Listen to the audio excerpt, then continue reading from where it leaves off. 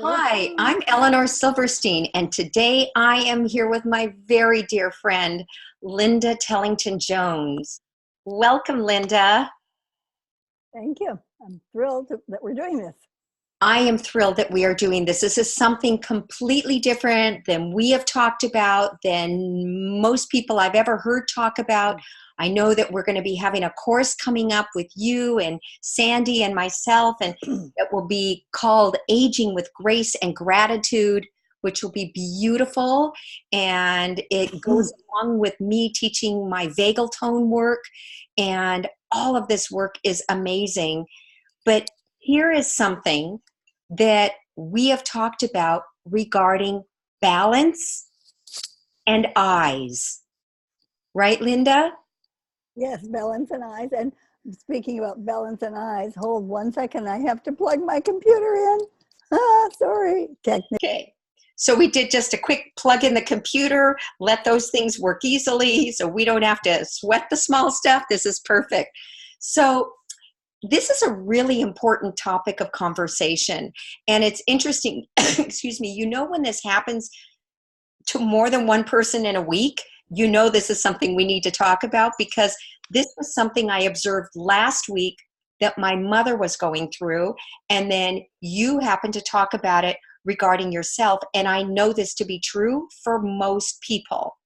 And Well, what's interesting also, Eleanor, when I was in Minneapolis, um, in Michigan, actually, last month, a wonderful young woman in her maybe early 50s was having such dizzy spells that she wasn't able to accompany us on our mission out on the trip we were taking. well, so you bring up something interesting. A lot of times people will go to their doctor and they'll say, I feel like things are moving. And the doctor will ask, are you dizzy or are you lightheaded? Which are two totally different questions, because dizzy will often imply spinning. So then they look for vertigo. Lightheaded, they'll look at the heart, they look at all these other big things. And still, guess what ends up happening? The person still ends up feeling like things are moving, but okay, their heart is working fine and everything is working fine, but it's still a struggle. And you and I really talked about this. And last week, I did a lesson with my mom because she was really struggling. And her also being a Feldenkrais practitioner, I videoed her giving herself this lesson that I've done for myself, that Moshe did in the 1950s, that you learned in San Francisco in the 70s, that I learned in Amherst in the 80s, that are applicable today, but I think even more so. Yep. That reminds me, I'm going to take my glasses off because they're trifocals, and that is one of the sources I am told by my really wonderful optometrist that is an issue for us. Yeah, right. Because what's happening when we're keeping our eyes in too narrow, right? Yeah. So maybe through all of mankind has been an issue that as people age, their eyes don't move so much, right? But now you add on top of it bifocals and trifocals, and Moshe used to talk about the whole thing with glasses anyway, but bifocals and trifocals, now we add that we're fixed at a small screen, the phone, Yeah. or a small screen called our computer all day long. And so we're not getting this movement with the eyes, and especially around glasses, right? Because the glasses, and Moshe talked about this all the time, the glasses are fixed, so we're only looking within the frame of the glasses. Now, I just came back from this conference, this neuroscience conference from the University of Tel Aviv, and it was amazing and exciting to listen to one of the scientists talk about that people with Parkinson's typically don't track so well with their eyes up and down. People who have anxiety have trouble tracking very easily left to right. side to side, which I go, oh, you know, that's called shifty eyes. Maybe the guy with shifty eyes is just a nervous guy that has anxiety. He really isn't so shifty. But so that's when you and I talked about, remember those great lessons that Moshe created. Absolutely. Do you Yep. want to try one right now? Yeah, let's do it. I love them. I love it. Okay. So just let yourself sit. Maybe I'll even take off mine. So everything's in such soft focus. And excuse me. So just as you're sitting here, just allow your eyes to come into a softer focus.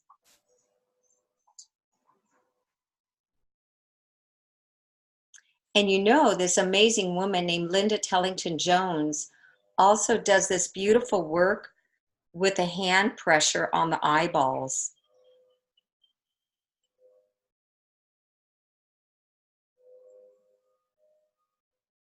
Ah.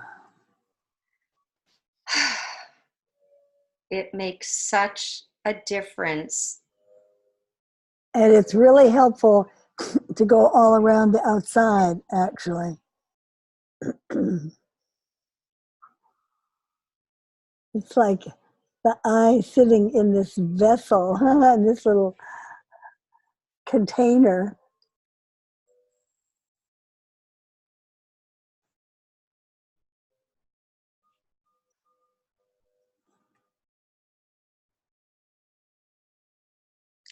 And it's interesting as I begin to do this T-touch on my eyelid, my neck wants to straighten out.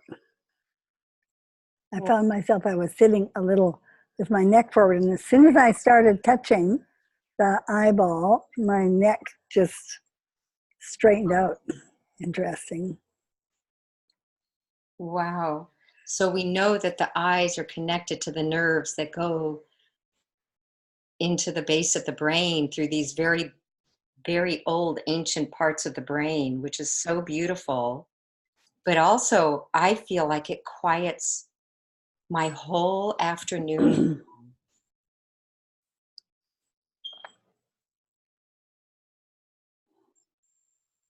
And while you're doing this, I'm just going to check my dog because I hear her chewing something that sounds unusual. Hold on. Uh-oh. Yep, yep. Come on. What are you chewing? Come here. Come here. There you go. Good girl. Good girl. You stay here with me. Whew. Okay, I'm going to keep her a little closer to me. There we go. Okay, so now let's look at these wonderful awareness through movement lessons that Moshe created, where we follow with the hands or a hand. And it's just following the hand a little bit from one side of you to the other.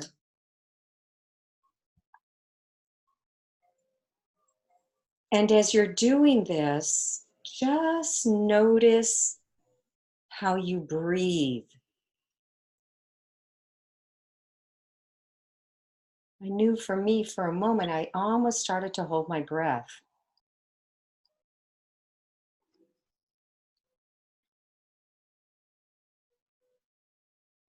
And how easy and comfortable is this in your chest and in your breathing, in the shape and the length of the back of your neck?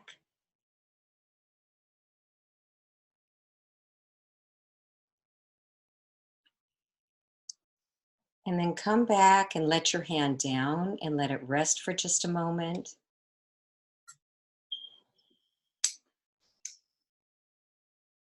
As Moshe would always say, it's that time that we pause, that the integration or learning takes place. And you, Linda, talk about it.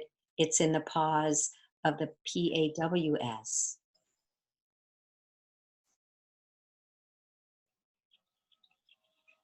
And then again, softly open your eyes and bring your hand out in front of you. And this time, what would happen if you draw the hand away from you and over to the right, then back towards you to the right, and then across your midline and over to your left, still close, and to the left and further away back to the middle. And do this a few times. You follow your hand like making a box that is parallel to the floor. And that you watch your hands. You see the pads of your fingers going across you all the way to the left, and then across you to the left and in front, and then all the way over to the right. Back towards you, back to the middle, and let that down and rest. And then, of course, what would happen if you did this with your left hand? That you bring your left hand in front of you and you see the pads of your fingers. I switched hands because I started with my left before now. Got it. My Okay. right. So take it all the way over in front of you and to the side in front of you and back toward you and across your midline as it's close to you, all the way over to your other side and out to the front of you on that side, and then across far away from you all the way over to the other side. So I'm using words, descriptors like other side, because it doesn't matter which side.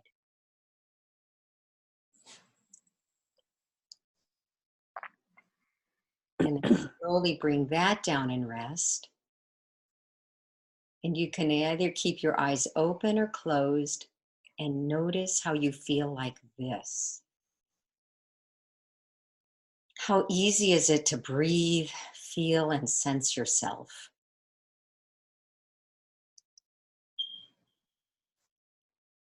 And then slowly take your time to open your eyes. And what would happen if you bring both hands in front of you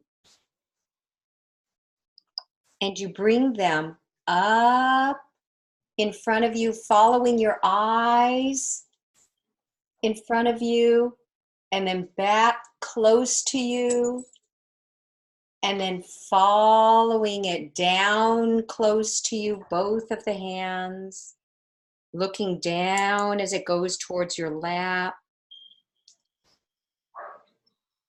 and then away from you as you're really studying your hands until you go all the way up in front of you. And then bringing it in front of you, above and close to you again. It can kind of be like a circle or kind of like a rectangle. And you can even open your hands and look at your hands front and back. You could turn your head a little from one side to the other as you look at your hands. The head can tilt. Your body and spine can be soft.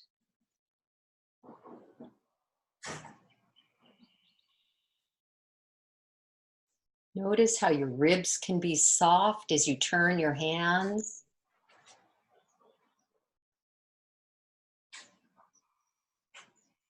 And then bring that back down. Let your hands, when you're ready, to just rest in your lap.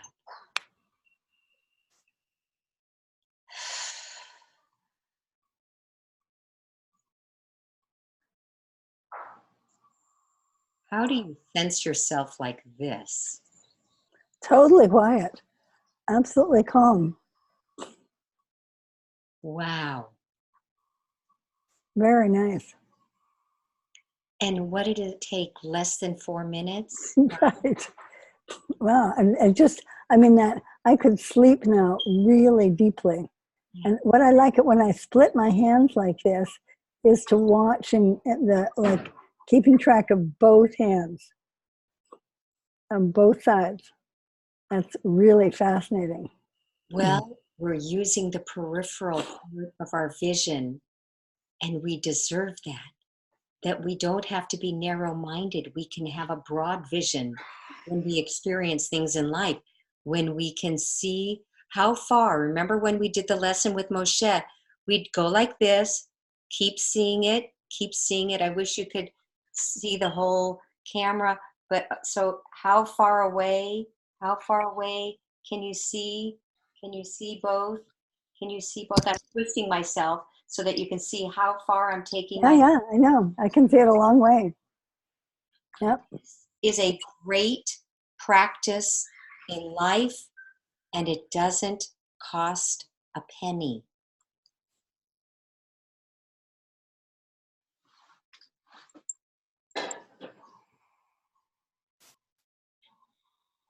And imagine what this does to broaden our horizons when we're out walking in the nature, that we can see more around us, or when we're driving our car, that we don't just see what's in front of us, but we see the whole periphery. Right. Right? So when we go up and down, we see the sky and the earth underneath us while we're walking. This gives us balance and safety. That's a fun one. That's a fun one. And then when you do this at home, you can take this out into nature and see more around you when you're walking in nature. And the thing is also, aren't we lucky neurologically? We're using the visual cortex. We're expanding the part deep inside of our brain that allows us to use the prefrontal cortex. And the balance part, the inner ear, gets the stimulation. So we get more balance when we're walking.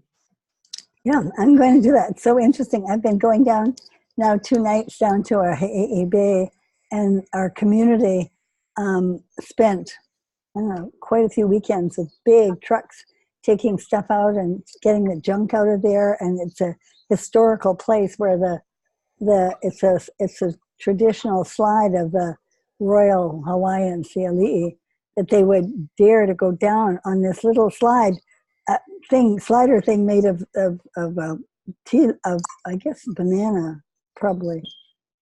I don't know if it was tea leaves or banana leaves, one of the leaves. Anyway, and I mean, if you went off at the edge, it was into the lava. It was so dangerous. But it went right into the bay, and it's this beautiful place that we've now cleaned up. So I've been going down at night and pulling the weeds that are growing up because some of our community members are away right now. So I'm watching, like I'm going down, doing this as I go down, down the pathway. So it's going to be very cool. Right. And then we do this at home, and then we do this out in nature to remind ourselves. But this is a great definition of neuroplasticity back in our vision. It creates the vestibular part of the nervous system, the inner ear, to get the balance again. Yeah, cool. Nice. This is Thank you. dignity. So thank you, Linda, for letting me take you through this. And I just knew that when it was coming up in three places all at once, I'm like, we need Time to do it. Time to do it. It was beautiful. Thank you. It takes me back to that classroom at the Humanistic Psychology Institute I was so lucky because there were only 63 people in our classes, and as opposed to 235 in Amherst.